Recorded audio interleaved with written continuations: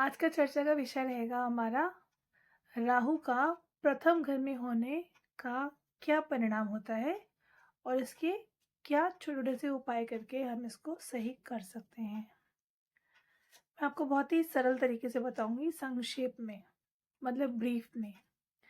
राहु यदि लगन में विराजमान है, जो कि कुंडली का प्रथम घर है, तो जो ऐसा इंसान होता है, सबसे पहले तो वो इंसान सेल्फ लवर होता है, उसको अपने आप से बहुत प्यार होता है। सबसे पहले उसका ध्यान कहीं जाता है तो वो खुद पे जाता है। राहु का प्रथम घर में होने से एक नुकसान ये होता है कि प्रथम घर जो होता है वो सूर्य और मंगल का होता है।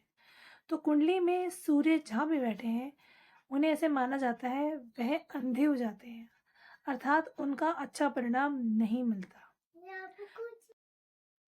तो मतलब कि सूर्य कुंडली में कहीं भी 12 घर में बैठे हों और यदि राहु के साथ लगन में ही बैठ जाए तो ये और खराब हो जाता है कि सूर्य ग्रहण बन जाता है आपके लगन में। लगन से आप स्वयं होते हैं, स्वयंभू होते हैं एक किस्म से आप।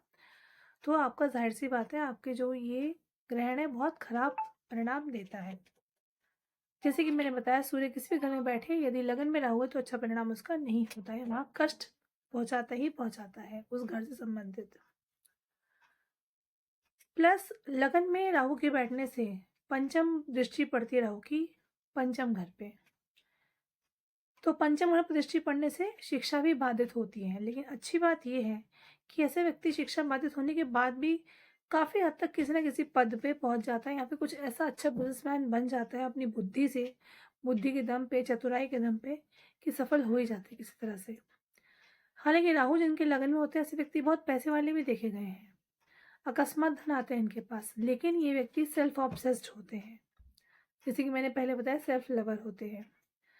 राहु लगन में होते हैं तो ऐसे व्यक्ति पे आप एकदम यकीन नहीं कर सकते, क्योंकि ये बताएंगे नॉर्थ जाएंगे साउथ में, अनप्रिडिक्टेबल होते हैं। इनके मन में क्या चल रहा है इतना भापना आसान नहीं होता।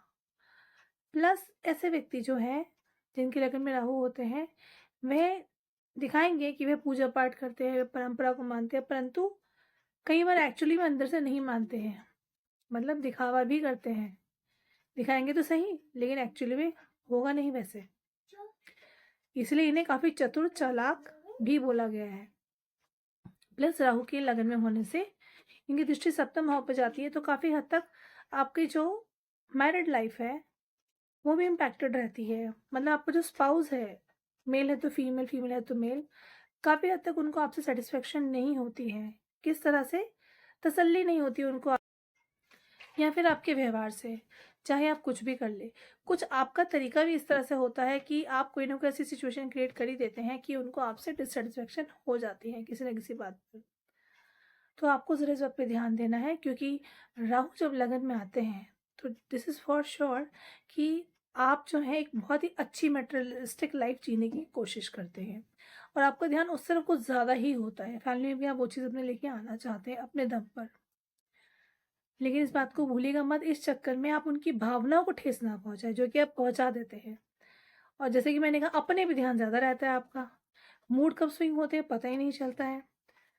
एक चीज़ और है, यदि राहु लगन में है और आपको लग रहा है आपके जीवन में बातें बहुत खराब चल रही हैं, मतलब भ्रमित हो रहा है आपका दिमाग, क्योंकि राहु आपका दिमाग भी भ्रमित करता है, और राहु की महादशा चल रही है, राहु पे किसी गलत ग्रह की दृष्टि पड़ रही है, मान लीजिए शनि की दृष्टि पड़ रही है, या फिर शनि लगन में बैठ गया है राहु के साथ, तो ये आपको जाहिर सी बात है आपके काम डिले कर देंगे।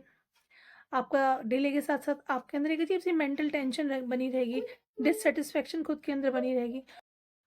तो यदि आपको लगे कि जीवन में आपके काम रुक गए हैं, सही से नहीं हो रहे हैं, बहुत कष्ट परेशानी चल रही है आपकी लाइफ में, हर तरह से आपको लग रहा है कि आप कुछ भी कर रहे हैं आपको अच्छा रिजल्ट नहीं मिल रहा है, तो इसके लिए आपको छोटा सा उपाय करना है। आपको चांदी की चेन गले में धारण करनी है, उसमें एक चकोर टुकड़ा चांदी का डालना है, क्योंकि चांदी की चेन चंद्रमा और चकोर टुकड़ा मंगल का उपाय है। इससे आपका राहु स्ट्रांग होता है, कंट्रोल में आता है। प्लस आपको मेडिटेशन ज़रूर करना चाहिए जिनके लगन में राहु है। वैसे तो राहु किसी भी घर में मेडिटेशन करना बहुत ज़रूरी है हम सब के लिए, लेकिन लगन वाले व्यक्ति के लिए मेडिटेशन इज़ वेरी इंपॉर्टेंट। और आपको इस बात पे ध्यान देना चाहिए अपनी विल पावर लगाते हुए कि मेरी लाइफ में क्या सही है, क्या गलत है, क्या सही हो रहा है, क्या गलत जा रहा है, इसको कैसे सही करना है पॉजिटिव अप्रोच के साथ। इससे आपको एक केंद्रित करने का, जीवन में अपने आप को कॉन्सेंट्रेट करते हुए आपको काफ़ी हेल्प होगी आपकी लाइफ में। प्लस यदि आपको लगे कि राहु आपको ज़्यादा इम्पैक्ट कर रहा है, दूसरा उपाय है दुर्गा चालीसा का पाठ कीजिए या दुर्गा कवच का निरंतर पाठ कीजिए। शिव जी पे निरंतर रूप से जल अर्पित कीजिए। इसको बिना नागा करना है, बिना नागा मतलब बिना इंटरप्शन के करना है। महिला यदि नहीं कर पाती उन दिनों में तो वो बात अलग है, अन्यथा एटलीस्ट आप मनी मन ईश्वर में शिव जी का नाम जप सकती हैं, इसमें कोई दिक्कत की बात नहीं है। ये मैं महिलाओं के लिए बता रही हूँ, परंतु पुरुष तो कर ही सकते हैं निरंतर रूप से इस चीज़ को। इससे आप देखेंगे आपकी लाइफ में बहुत पॉजिटिविटी बनेगी, लाइफ में अपने आप सिचुएशन ऐसी बनेगी जहाँ लोग आपके आगे खुद से आगे बढ़कर मदद करेंगे। तो ये जो मदद होगी ये ईश्वर रूपी शक्ति के कारण होगी, चाहे वो लोगों के रूप में हो, चाहे वो परिस्थिति इस तरह से बन जाए कि आपके हित में बात हो जाए।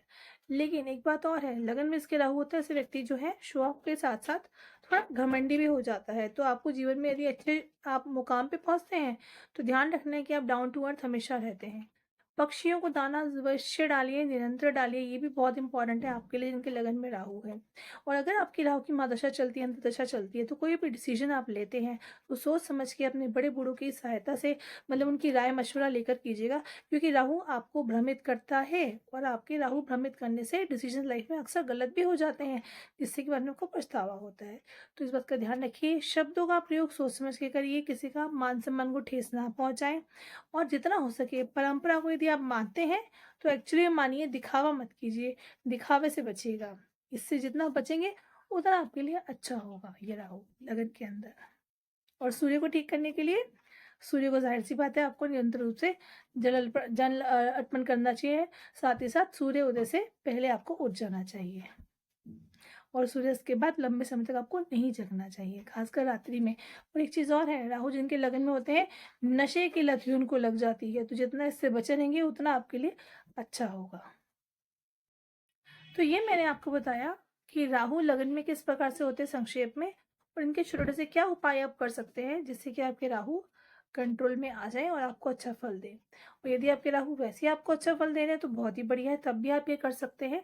दोनों सूरतों में जो उपाय मैंने बताए हैं ये आपकी हमेशा रक्षा ही करेंगे, हमेशा आपके फायदे में ही आपके रहेंगे। आशा करती हूँ आपको मेरे उपाय और वीडियो पसंद आई होगी। आने वाले समय में मैं राहु की आपको और भी वीडियोस बना के दूंगी और सभी ग्रहों की वीडियोस दूंगी 1 बाय 1, हर घर के ऊपर इनका क्या मतलब उपाय है और ये क्या यहाँ पे परिणाम लेकर आते हैं संक्षेप के अंदर। नमस्कार।